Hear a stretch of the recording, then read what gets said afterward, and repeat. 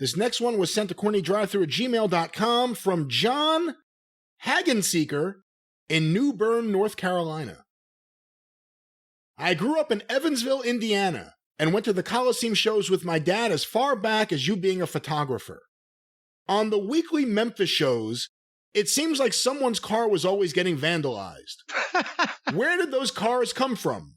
Surely no one would sacrifice their own car. Was there a sponsor who provided them or something? No. And it wasn't every week, but with nostalgic memories of 40 years ago. But occasionally, and this was not at the Coliseum in Evansville, but it was on TV, they would do the deal where, and a lot of people have seen the clips when Eddie Gilbert ran Jerry Lawler over with the car in the Channel 5 parking lot. And it was such a believable looking bump of holy shit that people watching at home called the police and said there's been a hit and run in the Channel 5 parking lot, and the police descended on the place. At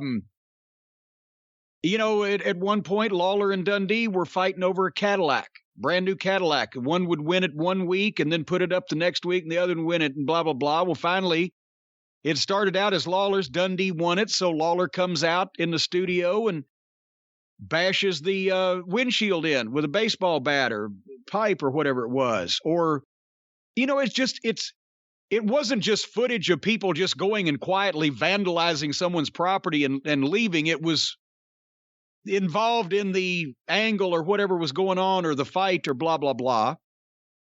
And it was everybody's fucking car. Because the fans knew what car you drove. What car you drove.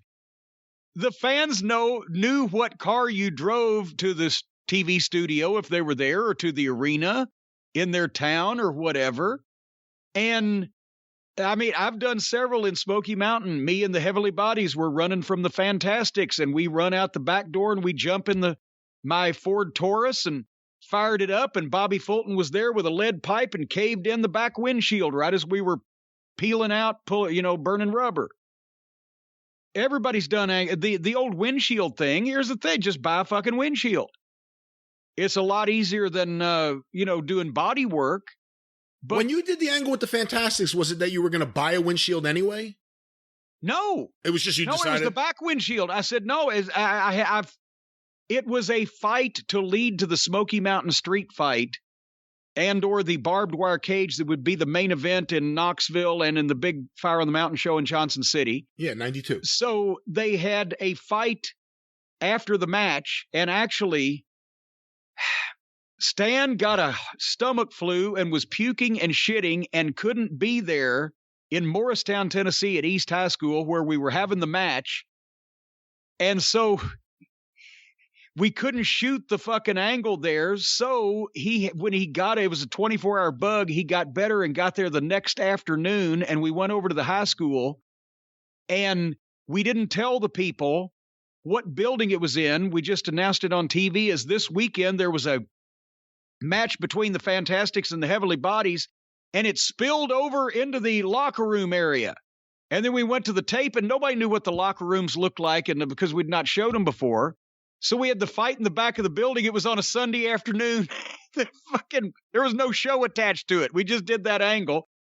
But I had the scene I wanted to see where we ran out, jumped in the car, and right as we're peeling out, Bobby gets there just at the last second and fucking caves the back windshield in. It's nice and picturesque, and we drive off. Perfect shot. Perfect shot, too. And goddamn, but he lost his grip on the lead pipe. It was about 3 or 4 feet long. And when he bashed the windshield, and I told Tom and Jimmy, I said, no, it was Stan. I'm sorry. I told Tom and Stan, I said, don't jump in the back seat. I'll jump in the driver's seat. You guys both go around and jump in the front seat. Just jump in his lap, and we're going to pull off that way. And that way you got extra room. But when Bobby swung the fucking lead pipe, he lost his grip on it. It went through the back windshield and all the way into the back seat like a fucking dart. Thank God it was headed down, but we got the glass spray, but we peeled off. And that's if you did an angle, the Fullers used to love in Continental and Southeastern Cadillac tournaments. Yeah. Have a tournament for a brand new Cadillac because one of them was every year or two buying a new Cadillac. So they'd usually win it, but then sometimes to spread it out so it didn't look too bullshit, they would have somebody else win it, and then in story, after a couple of months of driving it to the matches, they'd sell it to whoever had really bought it.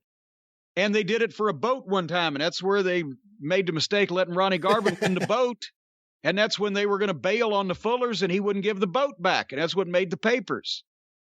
But yeah, it's we had a sponsor one time, a car lot in Knoxville, that there was Tracy Smothers doing a commercial at the car lot when Brian Lee and Tammy Fitch pulled up, and they got in a fight, and one of them got slammed through the windshield. But we'd told the car lot guy, yeah, give us a car you can give us a windshield for, and we'll do this and put it on television.